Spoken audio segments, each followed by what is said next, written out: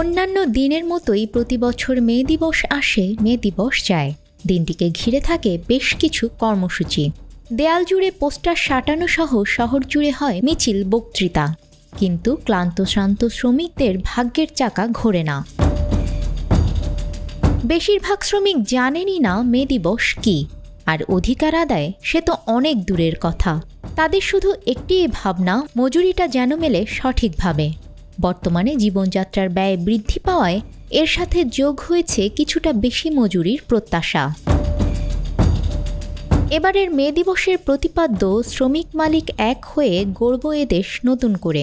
আনুষ্ঠানিক ও অনানুষ্ঠানিক খাত মিলিয়ে দেশে 7,65,00,000 শ্রমিক রয়েছে। এদিকে ত্রিপক্ষীয় পরামর্শ পরিষদকে শ্রমিকপক্ষ জানিয়েছে, আইন সংশোধনের সময় সব শ্রমিকদের কথা মাথায় না রেখে প্রধানত পোশাক খাতের শ্রমিকদের কথা বিবেচনা করা হয়েছে। শ্রম আইন সংশোধনের অধ্যাদেশ কবে হবে সে বিষয়ে আর সময়সীমার কথা বলছে না শ্রম ও কর্মসংস্থান মন্ত্রণালয়। গত নভেম্বর মাসে মন্ত্রণালয় বলেছিল 2025 সালের মার্চ মাসের মধ্যে এ অধ্যাদেশ হবে। মার্চ শেষে এপ্রিলেও তা কার্যকর হয়নি। শ্রম আইন সংশোধন অধ্যাদেশের মতো জটিল কথা বোঝেন না ঘামে ভিজে খেটে খাওয়া শ্রমিকেরা। তারা শুধু চান তাদের প্রাপ্যটা।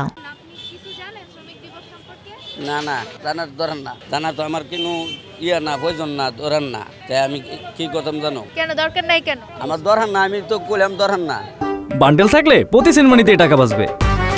বিকাশ সেনমানি বান্ডেল কিনে জিতুন প্রতি লেনদেনে। একটা শ্রমিক এখন দ্রব্যমূল্যের হিসাবে শ্রমিকরা ন্যায্য মজুরি পায় না। শ্রমিকদের টাকা বেতন বাড়াই দিলে শ্রমিকরা ঠিকমতো চলাফেরা করতে পারবে। ধরো চাউল কিনতে গেলে লবণ কিনতে পারে না, লবণ কিনলে সবজি কিনতে পারে না, সবজি কিনলে মাছ কিনতে পারে না। সবাই শ্রমিকদের ব্যবহার করে, কিন্তু ন্যায্য আদায় কেউ দেয় না। গার্মেন্টসের বেতন, ওয়ার্কশপের বেতন, ওরা ঠিক মতো কেউ দেয় না। অনেক বিলি মারি জায়গা মালিকের। আমি সঠিক জানি না, মানে সত্য কথাই বললাম। এই 800, 900, 1000, 1200 এই প্রতিদিনের মারি, মানে খরচ মরচ গিয়ে মানে 2700 টি আর কি। মাসে বেতন 3000, মাসে 10 টাকা। 7টা। কত ঘন্টা কাজ করে? 12 ঘন্টা। কত টাকা পায়? এই 1200 টাকা, কোনোদিন 800 টাকা, 1000 টাকা এরকম।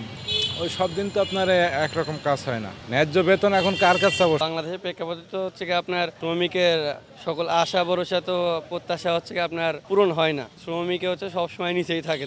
তাদের যে চাওয়াটা থাকে ভালো মানে একটা স্যালারি পাবে, তাদের ফ্যামিলি নিয়ে চলতে পারে, সেটা তো পূরণ হয় না। শ্রমিকদের জীবনে মে দিবস কোনো ইতিবাচক বার্তা বয়ে আনে না। তারা চান কাজের স্বীকৃতি, সম্মানজনক জীবনের স্বীকৃতি। এজন্য প্রয়োজন নিরাপদ কর্মপরিবেশ, ন্যায্য মজুরি আর ভবিষ্যতের এক টুকরো নিশ্চয়তা।